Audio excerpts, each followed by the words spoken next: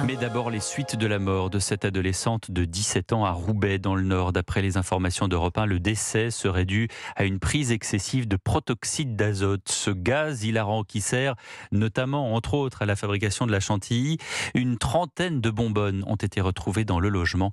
Reportage de Maximilien Carlet. Un scellé devant la porte de l'appartement et quelques ballons de baudruche noire sur le palier. Les restes d'une soirée festive qui a mal tourné, raconte une proche de la famille de l'adolescente de 17 ans décédée.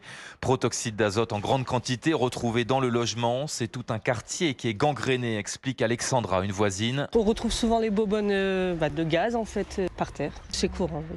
On a déjà vu aussi avec les enfants, là, mon petit garçon il y a 5 ans, il me dit maman, le monsieur il gonfle un ballon là-bas. Je dis oui, il gonfle un ballon, oui. Mais c'était autre chose quoi. Selon nos informations, la jeune fille qui a perdu la vie n'était pas originaire de Roubaix. Elle faisait la fête chez des amis.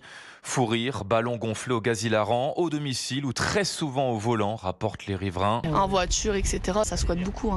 Les ballons à la bouche, avec les bouteilles de gaz dans le véhicule, on les voit, ils les jettent sur la voie publique, etc. Et depuis la mise en place de l'arrêté contre le protoxyde d'azote, il y a eu 170 verbalisations dans cette ville, des saisies avec parfois sur des palettes 400 bonbonnes de gaz hilarant.